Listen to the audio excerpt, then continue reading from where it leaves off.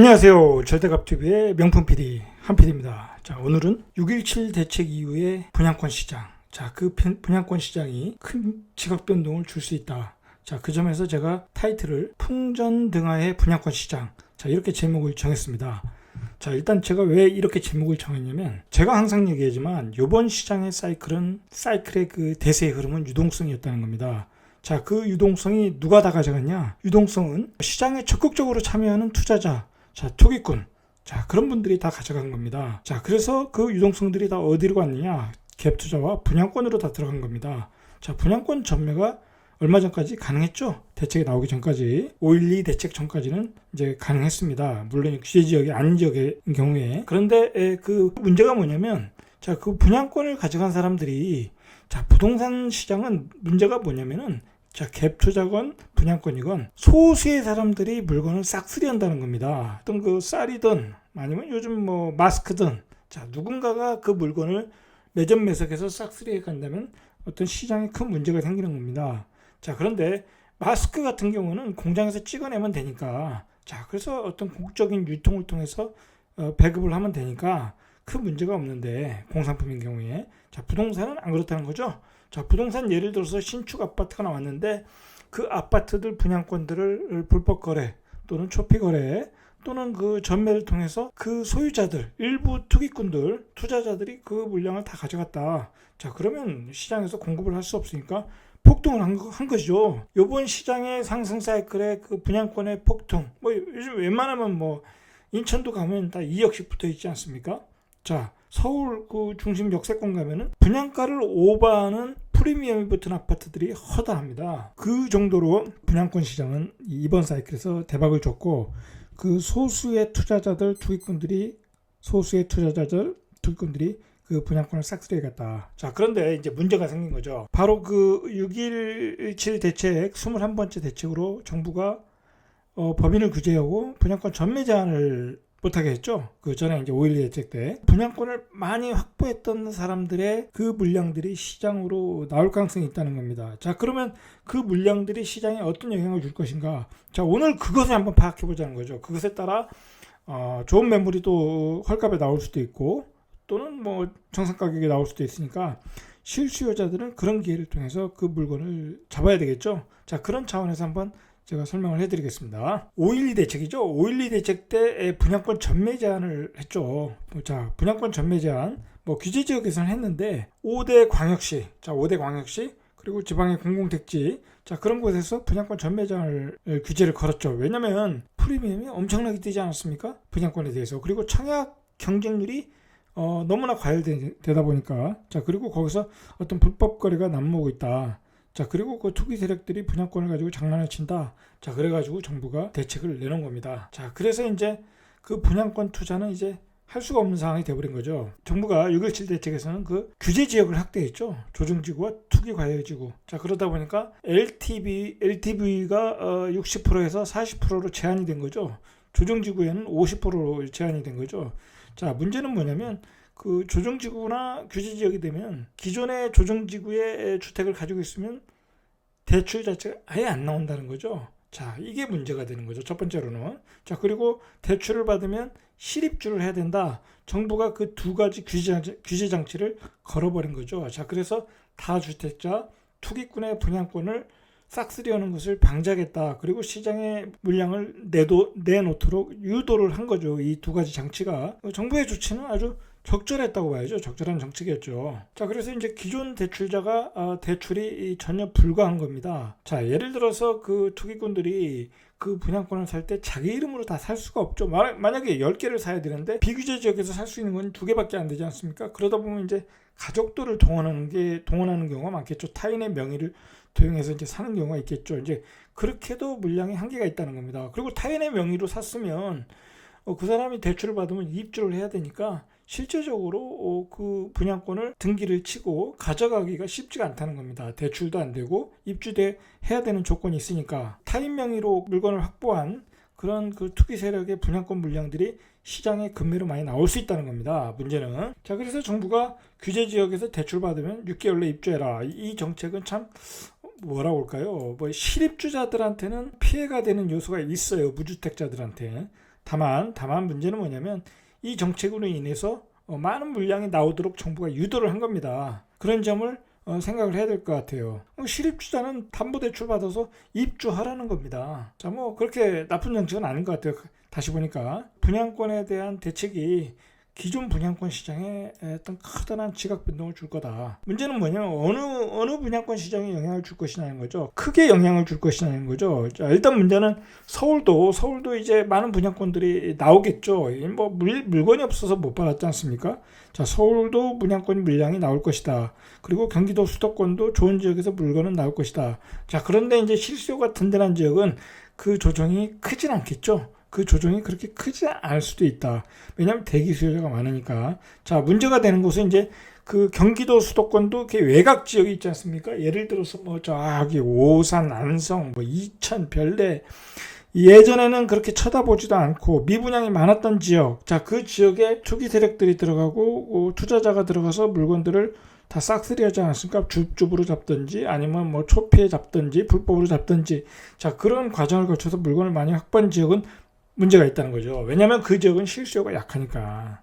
자, 이제 요즘 그런 지역도 피가 8천, 1억, 뭐 6천에서 1억 사이입니다. 자, 그 정도로 그 분양권에 프리미엄이 많이 붙어 있었던 게 사실이고 거품이 있었던 게 사실이라는 얘기죠. 자, 그러면 어느 분양권 시장이 위험할까요? 자, 실거주 수요가 약하고 입지가 떨어지는 곳, 자, 이런 곳에 분양권 매물이 추리할 것이다, 이렇게 봐야 되겠죠. 자, 여러분 또 한 가지 생각해야 될 게 요즘 그 풍선 효과다 해가지고 뭐 파주에 들어가고 김포에 들어가고 예를 들어서 뭐 규제가 안 돼 있는 지역 있지 않습니까? 뭐 그 경상도 지방이나 뭐 전주, 뭐 구미, 김해, 자, 이런 지역에 가서 예를 들어서 분양권을 산다고 하십시오. 뭐 사러 또 가겠죠, 물론. 자, 근데 문제는 그 지역에서 많은 분양권 물량을 들고 있는 세력들이 있겠죠. 자, 그럼 그 세력들이 분명히 자금 운영에 문제가 생겼겠죠. 자, 그럼 그 세력들이 물건을 내놓겠죠.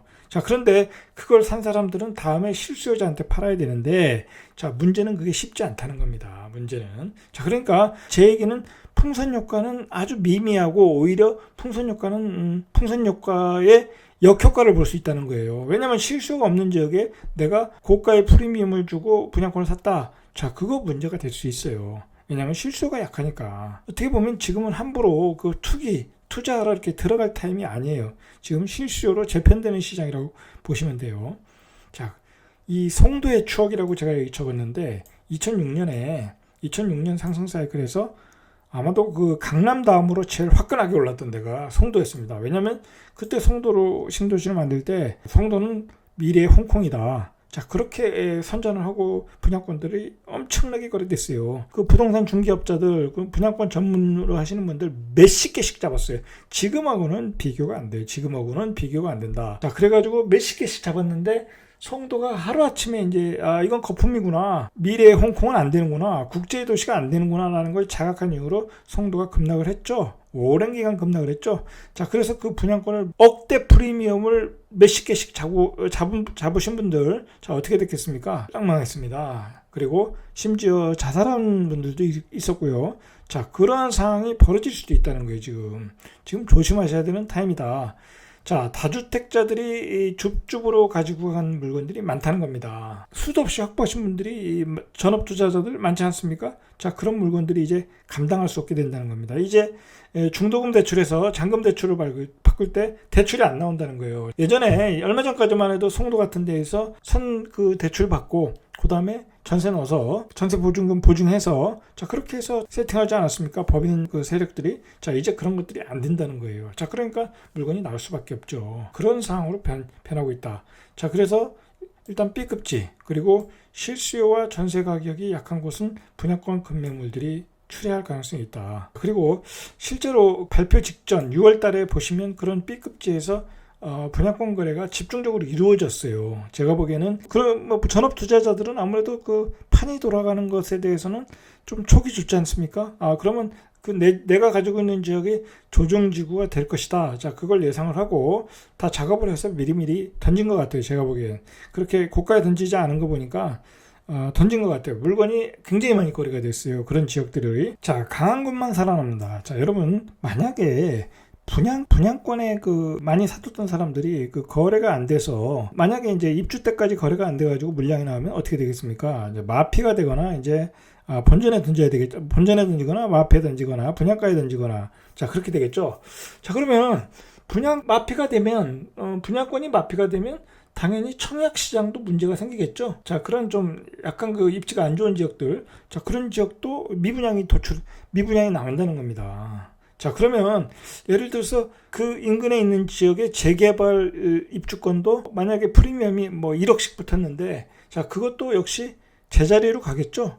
본전으로 그 프리미엄이 없어지겠죠. 자 그만큼 이 분양권 시장의 앞으로의 그 가격 추이는 앞으로 시장의 파괴력을 가지고 있어요. 자, 제가 생각하기에는 문제는 그 분양권을 어떤 그 소수의 그 투기 세력들이 많이 지고 있다. 뭐 10개씩, 뭐 20개씩 지고 있다. 자, 그러면 그게 문제가 되는 거예요. 그런 게 앞으로 어떻게 나타날 것인가 봐야 된다는 거죠. 자, 그렇지만은 강한 곳은 이제 살아남는 거예요. 강한 곳은. 실수요가 든든한 곳. 예를 들어서 서울 같은데 문제가 되지 않겠죠? 거기 뭐 전세 가격도 세고, 자 그리고 수도권 지역도 입지가 좋은 지역, 그리고 정주 여건이 좋은 지역은 또 문제가 없겠죠. 그리고 교통 호재가 있는 지역, 다소 가격은 조정되어도 전세 가격이 받쳐주니까 뭐 안 팔리면 전세로 놓으면 되니까, 자 그런 지역은 별 문제가 없어. 근데 문제는 뭐냐면 그 전세 가격이 약한 곳, 입지가 떨어지는 곳, 그런 곳이 문제가 있다. 비규제 지역이라고 그 분양권을 함부로 사러 들어가면 안 된다는 거예요. 요즘 비규제 지역이라고 해서 분양권이 싸질 않아요. 싸지 않습니다. 자 그런 지역에 들어가 봤자 내 뒤로 받아줄 세력이 없다. 받아줄 세력이 없는 거예요. 받아줄 그 선수들이 없는 거예요. 그러면 실수요자한테 넘겨야 되는데, 자 실수요자는 당연히 시장을 소극적으로 보겠죠. 그러니까 요즘 제가 이렇게 보면은 막 아직도 풍선 효과를 보고 막 들어가시는 분들이 있는데, 자 그거 지금 타이밍이 아니에요. 이제 풍선 효과의 의미는 다 끝났어요. 제가 보기엔. 자 어쨌든 재개발 입주권도 타격을 받을 수 있다. 요즘 또 그런 얘기들 해요. 그 어떤 그 글들을 보면 이제는 재개발을 사러 다니는 거 아니냐. 종부세의 어떤 영향권에서도 벗어나고 빌라는 조그마니까. 자 이제 그걸 사러 다녀야 되냐. 그거 천만의 말씀이에요. 2006년에 그렇게 해서 들어갔다가 물려가지고 재개발 입주권 프리미엄 다 날라간 경우가 많고 고생하신 분들 많아요.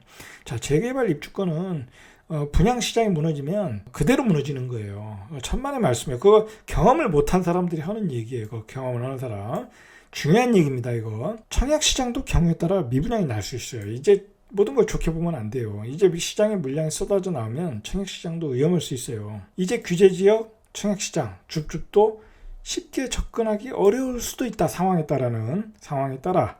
자 이미 그런 현상이 조금씩 보이는 것 같아요. 그 DMC 에듀볼에 분양가가 높다고 하니까 300개 정도 미계약분이 나왔죠. 그래서 물론 줍줍은 많이 들어갔는데 그런 부분이 고분양가에 대한 부담이 생기는 거죠. 이제 자 그렇게 많이 나온 적이 없는데 그런 현상이 계속 나온다. 고분양가에 대해서 분양하시는 분들이 거부감을 나온다. 자 그러면 이제 줍줍도 이제 경쟁률이 약해질 수 있는 타이밍이 됐다는 거예요. 자 어쨌든 중요한 것은 지금은 현금 부자가 최고다. 자 이건 뭡니까? 이제 아마도 좋은 물건, 서울에서도 좋은 물건이 줍줍으로 경쟁률이 약한 채로 나올 수가 있어요. 자 그때 줄 수가 있다는 거죠. 자 이럴 때는 현금을 보유하는 게 최고다. 자 이제 이렇게 어떤 분양권의 어떤 규제에 따른 분양권 시장의 변화가 있는데, 우리가 한번 2006년을 한번 복귀해 볼 필요가 있어요. 이 타임에서 2006년을 한번 복귀해 보자. 우리가 이런 시장 뒤에 앞으로 2020년, 2021년 시장에는 어떠한 일이 벌어질까 한번 생각을 해보자는 거예요. 자, 2006년은 어떤 시장이었나요? 저는 2006년에 서울에서 부동산을 했습니다. 엄청난 상승이었습니다. 제가 이제 그때 빌라, 재개발 지역 같은 거 빌라, 뭐 그런 그 상품을 많이 팔았는데, 제 기억으로는 한 2.5배까지 올랐던 것 같아요. 뭐 3배 오른 것도 있고, 자, 평균 2배가 올랐어요. 자, 뭐 아파트는 말할 것도 없고, 이제 그 뒤로 이제 강남 아파트도 많이 올랐고, 2006년의 상승은 지금의 상승과는 비교가 안 된다. 버블 7이라는 말이 나왔잖아요. 버블 7. 얼마나 그 거품이 많이 꼈으면 버블 7이에요. 자, 그런데 우리가 한번 복기를 해봐야 돼요. 그때 이렇게 몇 가지 트리거가 되는 사건이 있었다. 본질은 아닌데, 본질은 또 따로 있고, 그 투자자들 또는 그 실수요자들한테 트리거가 되는 사건이 있었는데, 제 기억으로는 파주 한라 비발디였나요? 이게 그때 가격으로 분양가가 1,500이었던 것 같아요. 한 1,450인가? 자, 그때 엄청나게 비쌌던 거죠. 자, 그때 아니 무슨 파주에서 무슨 1,450, 1,500이냐. 그래서 난리가 난 거예요. 그래서 야, 집값이 저렇게 뛴다. 그러니까 서울의 구축들을 마구 사러 들어온 거예요. 그때 강북의 구축들은 굉장히 쌌었어요. 지금에 비해서. 그리고 강남에 비해서 가격이 쌌었어요. 자, 그때와 지금의 차이는 뭐냐면 강남도 많이 오르고 마용성도 많이 오르고 그리고 뭐 은평구 같은 노도강도 많이 오르고 이렇게 전체적으로 다 올랐잖아요. 자, 근데 그때는 강북은 아직 싼 데가 많았었어요. 자, 그러니까 강남이 어느 정도 오른 채로 있다가 강북이 어느 정도 갭매우기를 들어간 거예요. 그 다음에 이제 또 강남이 또 올라간 거죠. 자, 그렇게 된 거예요. 자, 그런데 그 트리거가 된 게 바로 한라 비발디 고분양가, 그리고 판교 청약률과 고분양가. 판교 그 당시에 또 고분양가라고 그랬어요. 자, 판교가 어느 정도로 됐냐면 2000대 1이 넘었어요. 2073대 1이 됐어요. 자, 그리고 또 트리거가 됐던 게 검단 신도시 분양이었어요. 그래서 이게 왜 트리거가 됐는지 뭐 지금 생각해 보면 모르겠는데 어쨌든 트리거가 됐어요. 자, 그리고 그 검단 신도시는 왜 그랬냐면 공급량이 모자르다. 자, 그러니까 이제 공급량을 확대한다고 내는 정책인데 이게 또 트리거가 됐어요. 자, 그다음에 그 당시도 마찬가지였어요. 재개발 빌라 투자 열풍이 불었어요. 공급량이 모자르고 신축 아파트를 받아야 되는데 그때 입주권 열풍이 불었던 거죠. 그래서 재개발 빌라 투자 열풍이 서울 곳곳에 불었다. 자, 그것의 배후가 그것의 어떤 트리거가 됐던 것은 뉴타운이었다는 거죠. 자, 그리고 그 당시에 버블7의 어떤 정주 요건이 완성되는 시기였어요. 일기 신도시. 자, 그게 어느 정도 완성되는 시기였다. 자, 그러다 보니까 살기는 좋고 그리고 교통도 좋아지고 가격이 당연히 올라갈 시기였어요. 자, 근데 제가 왜 지금 2006년을 복귀하고 있냐면, 자, 2006년 이전에 지금까지 나온 대책이 다 나왔어요. 제가 보기엔 지금까지 나온 대책이 다 나왔다. 더 강하게 나오면 강하게 나왔지 뭐 약한 게 아니에요. 약하지 않았다는 거예요. 벌써 이미 2004년에 주택거래 허가제를 했어요. 이거 주택거래 신고제죠. 지금 우리 주택거래 허가제는 안 하고 있잖아요. 토지거래 허가제는 지금 시행을 하고 있지만, 자, 그만큼 강한 정책을 내놨던 거예요. 강남, 강동, 용산, 송파, 분당, 과천, 분당까지 했어요 그때. 자, 이렇게 다 했다는 거예요. 2006년인가요? 5년인가요? 초고층 재건축 추진 억제. 자, 하도 재건축이 뛰니까 강남에 초고층을 못 짓게 했어요. 그리고 재건축 개발이 환수제도 실시하고. 자, 결국은 이게 다 뭐예요?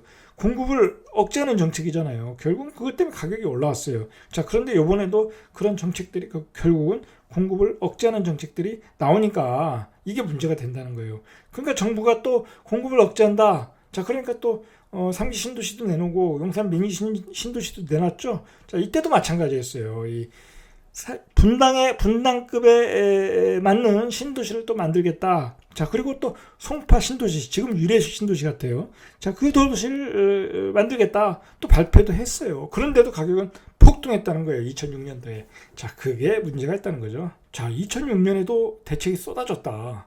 자, 2006년 이전에 2003년도에 자, 행정수도가 발표되고 충청권에 어떤 투기 바람이 불었어요. 천안, 뭐 세종, 대전. 자, 그때 충청권의 투기과열지구, 투기지구 다 확대 지정했어요. 그때도. 지금 요즘 했죠? 자, 똑같다는 거예요. 그리고 종부세 과세 대상을 6억으로 하향했어요. 그리고 분양가 상한제도 확대했다. 그리고 송파 신도시도 건설하겠다. 자, 그리고 1가구 2주택 중과세를 때렸어요. 자, 대책이 소용없다는 거예요. 제가 자꾸 이 얘기 한다는 것은. 자, 그리고 주택거래 신고지역의 주택 매입 시 자금 조달 계획도 내라고 했어요. 요즘 뭐 자금 조달 계획 내리는 게 규제 아닙니까? 자, 인천 검단 신도시 건설하겠다. 파주 운정 신도시 확대하겠다. 자, 분양가 인하 유도까지 하겠다고 그래요. 이거 뭐 다 똑같은 정책이에요. 그리고 오직하면 민간 아파트 분양가 상한제도 검토하겠다. LTV 60에서 40으로 줄이겠다. 자, 분당급에 맞는 신도시 택지를 확보하겠다. 이 수많은 정책을 내놨는데 2006년에 폭등했다는 겁니다. 이게 우리가 복귀해야 될 사실이에요. 얼마나 그 대책의 어떤 방향이 무엇이냐. 이 대세의 흐름은 이런 규제로 막을 수가 없다는 거예요. 그러면 이 당시에 대세의 흐름을 좌우했던 게 뭐라고 보세요? 한번 보시죠. 그래서 2006년 폭등의 배경을 전문가들이 정리를 했어요. 자, 어떻게 정리했냐? 자, 2006년에 얼마나 그 집값이 올라니까 그 성난 민심으로 그때 그 건설부 장관이죠. 추병직 건설교통부 장관이 교체가 됐어요. 그리고 집값이 폭등하니까 권오규 경제부총리는 무주택 서민에게 사과도 했어요. 자, 요즘 문재인 정부는 사과를 안 하는 것 같아요. 사과를 제가 보기엔 해야 되는데 어쨌든 뭐 잡겠다고 하니까 잡겠다고 하고 아직 결과는 안 나왔다 이제 그렇게 생각을 하니까 그런 것 같아요, 제가 보기에. 근데 중요한 거는 이 폭등의 배경은 뭐냐? 자, 그때 전문가들이 이걸 복기를 해보니까 참여정부가 풍부한 유동성을 이해 못했다는 거예요. 결국은 유동성이에요, 유동성. 여러분, 요즘 뭐 공급량이라고 그렇게 얘기하지만은 공급량이 부족하다 얘기하지만 자, 공급량은 문제가 안 돼요. 왜 그러냐면 공급량이 한 10% 모자른다, 20% 모자른다, 또는 뭐 10%, 20%, 130%가 됐다, 초과한다. 시장에 어떤 그 수요가 순간적으로 몰리면 그 공급량이 의미가 없어요. 과다 공급이 돼도 그걸 다 유동성이 다 파먹을 수 있다는 거예요. 자, 그러니까 그 유동성이 순간적으로 몰리면 그 시장에 있는 공급 과잉도 다 소화를 해버린다는 거예요. 그 당시에 그 현금 유동성이 2배가 증가했다고 그래요. 2배가. 그 유동성은 뭐냐? 결국은 이 당시 금리라는 거죠. 금리. 2003년 5월에 4%였는데 2004년에 11월에 3.2%까지 떨어졌더라고요. 자, 3.25%면 우리가 요즘 초저금리가 되니까 2.5%지 않습니까? 그리고 얼마 전까지 작년까지만 해도 우리가 3%대 금리니까 그 당시하고 똑같았다는 거예요. 자, 그러니까 우리가 3%대가 다시 오니까 또 유동성이 넘쳐나서 집값이 폭등했던 거고, 요즘 초저금리가 2%가 되고 무제한 양적 완화가 되니까 또 폭등을 하는 거예요. 결국은 유동성이 시장의 대세 흐름을 끌고 가는 원인이라는 거죠. 주범이라는 거예요. 자, 문재인 정부 파리 대책 이후에 서울 아파트 값이 폭등했다는 거죠. 자, 이게 다 이제 유동성이라는 거예요. 파리 대책 이후에 바뀐 게 뭐냐면 그 똘똘한 한 채. 자, 그 똘똘한 한 채로 바뀌지 않았습니까? 대출 규제하고 바뀐 거예요. 그리고 중과세를 때리니까.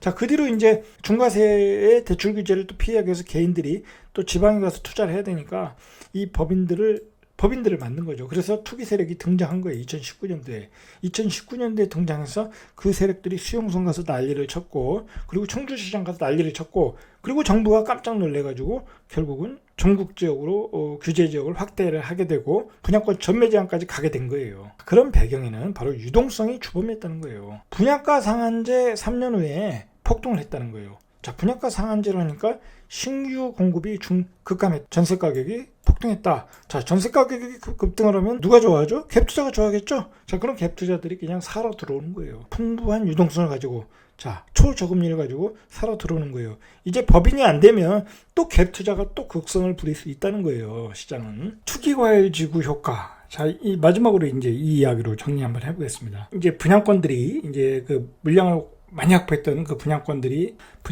이제 시장으로 출현하는 과정에서 어떤 시장의 변화는 있을 것이다. 일시적으로 어떤 지역에 따라 충격이 있을 거라는 겁니다. 자, 그런 충격에 섣불리 같이 이렇게 동참을 하시면 좀 안 되는 거고, 자, 좋은 물건이 아니면 사시면 안 된다는 거예요. 자, 사시면 안 되는 거고, 자, 그리고 아직은 그래도 우리가 2006년을 복귀해봤듯이 앞으로 시장이 예측하기 어렵다는 거예요. 자, 문제는 이 2006년에도 엄청난 규제를 때렸는데도 불구하고 시장이 가격이 안정되지 않았다. 자, 그 원인은 유동성이었다는 거예요.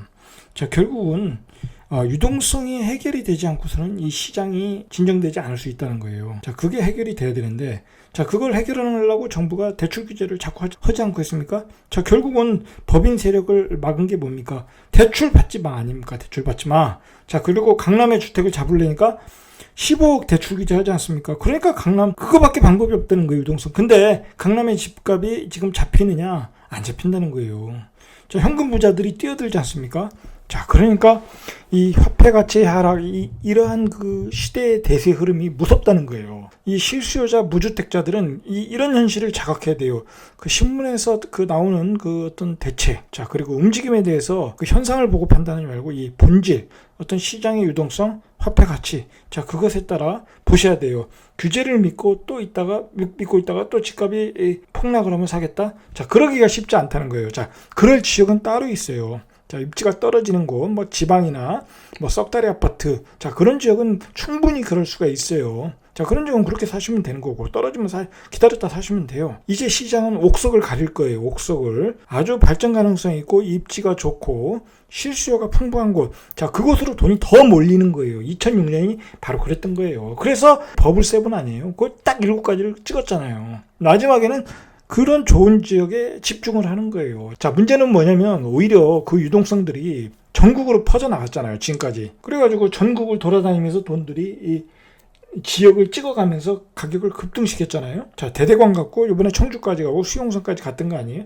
자, 문제는 뭐냐면 정부가 다 정리해버린 거예요. 그걸 정리해버렸다.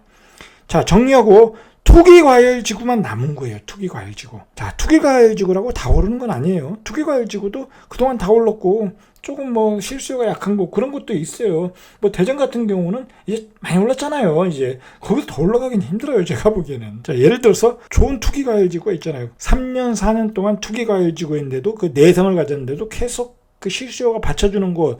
자, 그런 지역이 이제 버블 세븐이 되는 거예요. 제2의 버블 세븐이 될 가능성이 있어요. 자, 그런 상황이 또 벌어질 수 있다. 2006년처럼. 저는 그걸 걱정하는 거예요. 자, 그렇게 되면 말 그대로 멘붕이 될 수 있다. 자, 그렇게 되잖아요. 그러기 전에 실수요자들은 특히 그 입지가 좋은 곳, 뭐 서울 수도권 또는 뭐 이제 그 좋은 투기과열지구, 자, 그런 지역은 사셔야 되는 거예요. 사셔야 된다. 안 그러면 어떤 버블이 일어날 수도 있다. 자, 이 투기과열지구에 낙인 효과라는 게 있어요. 낙인 효과. 말 그대로 정부가 이 지역은 특별히 좋은 곳이야. 이쪽은 너무 위험해. 버블이 낄 수 있어. 유동성이 집중될 수 있어. 그런 낙인 효과가 있다는 거예요. 그리고 투기과열지구에 배블룬 효과라는 게 있다고 그래요. 배블룬 효과. 이게 이제 어떤 학자 이름인데 가격이 오르는데도 일부 계층의 과시욕이나 허영심으로 인해서 수요가 줄어들지 않는 현상이라고 그래요. 자, 우리가 그런 거, 나 어디 살아요? 뭐 그런 거 그렇게 과시하시는 분들 있잖아요. 나 강남 살아요. 나 압구정동 살아요. 자, 그런 과시욕이 있다는 거예요. 그런 투기과열지구에 산다는 게 투기과열지구라는 것은 그 배부른 효과를 유발할 수 있다는 거예요. 두드러진 소비는 사회적 지위를 과시하기 위해 자각 없이 행해진다는 거예요. 인간들이 어떤 그 동물적으로 반응한다는 거예요. 그 상층 계급의 그 어떤 그 지위를 표시하기 위해서 그렇게 반응한다는 거예요. 그래서 이제 사람들이 더 좋은 지역으로 이사를 가고 사고 그런다는 거예요. 우리가 이제 명품을 좋아하는 게 경기가 안 좋은데도 명품을 좋아하는 게 이런 배부른 효과의 어떤 그런 증상 중 하나죠. 자, 근데 문제는 이 값이 오를수록 그런 수요가 더 증가한다고 그래요. 이 효과에 의하면. 자, 이 투기과열지구에서 이런 두 가지 효과가 일어날 수 있다는 거예요.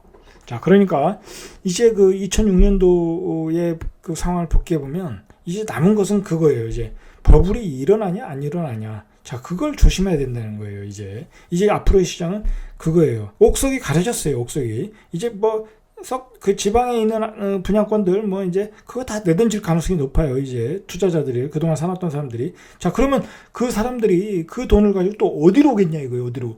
당연히 서울 수도권 좋은 입지, 그 다음에 좋은 투기과열지구. 자, 그런 쪽으로 그 유동성의 화력이 집중될 수 있다. 자, 그걸 염두에 두시고 실수요자들은 가격이 저렴할 때, 가격이 조정받을 때 반드시 사셔야 되는 거예요. 제가 보기에. 자, 이상 절대값 튜브의 명품 PD 한 PD였습니다.